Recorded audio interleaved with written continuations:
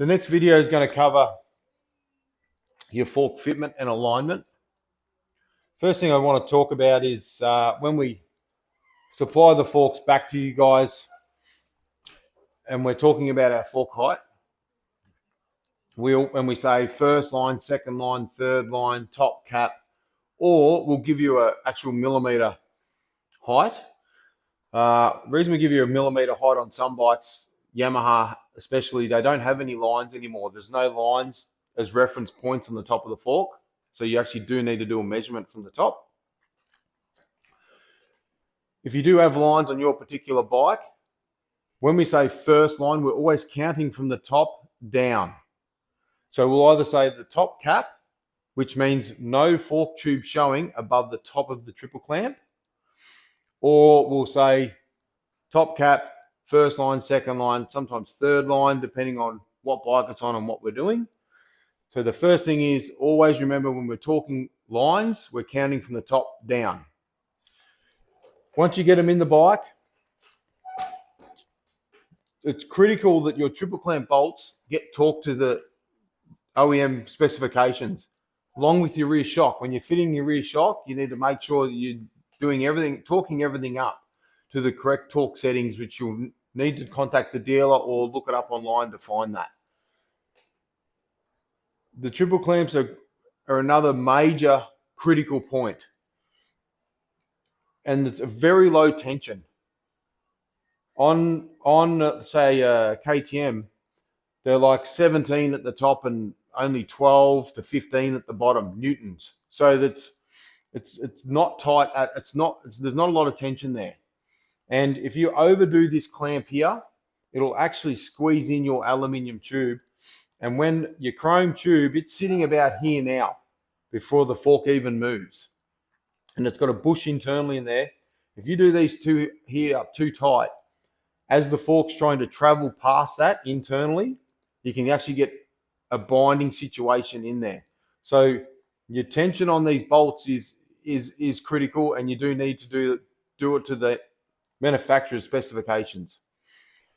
Next up, once all that's fitted, there is a process we need to go through to get the front wheel and your fork alignment set properly. So we'll run through that now so you can understand that. Cheers. Front wheel fitment and fork alignment. Once you get your front wheel in, run your axle through. The first thing that gets done up, and this is the procedure that needs to happen every single time. Your axle nut is the first thing that needs to be done up correctly and tight. The axle nut and your pinch bolts, just like your triple clamp bolts, make sure you check your manual for the correct torque settings. So axle nut tight first. You need to know everything in the wheel, the bearings, the spacers, everything is done up against your side correctly and tight. Then you know that your disc is running true to your caliper carrier and your caliper, and that all the bearings are crushed up and tight. Once you do that up, you then torque these up to the specifications. So that's the next two that get done up. Finally, it's this one. So let's just back these off. We're going to show you what we do here. Once again, these won't be done up. All right. So right now we can grab this fork lug and we can move it. If you can see that, moves in and out. So it's a floating lug. What we're trying to do is we're trying to get this leg in line with this leg. They need to be both the same. You could imagine if this one here is in there and you do them up, they're no longer in line. They're not like this anymore. They're like that. That's an exaggeration, but you can imagine what I mean by that. And as this tube is traveling down, it has to bend this tube or flex it in to meet the requirements to get down to here. So you can imagine how tight the forks can get in the mid-stroke because it's trying to bend that fork in. So we want to make sure the lug floats on the axle like that. And then we just find the softest area, like the easiest bit that it moves, and then we know that that's our center. While it's there, we can take the bike off the stand and put the front brake on, push it up and down a couple of times, make sure it's all nice and centered out. Once it is, we can do these up. Once again, we would torque these up to specifications. Once they're torqued up, you know your front end's aligned, your wheels fitted correctly, and your forks will operate as they should.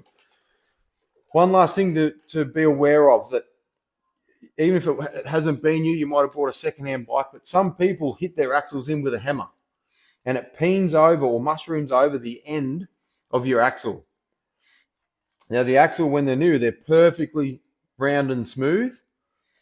You can imagine the end of the axle, if you're hitting it with a hammer, instead of it being smooth, it gets to the end and the metal's being peened over and it will not slide inside your axle lug correctly anymore. And it will actually grab hold of your lug, your fork lug, and pull it in with it.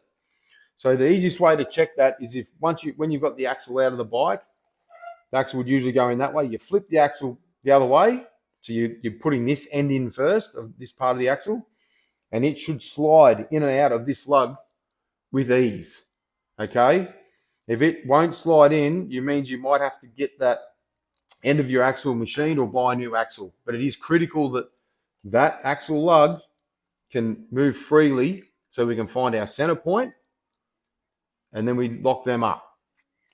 Once you do all that, you know your fork's going to be operational and you're good to go riding.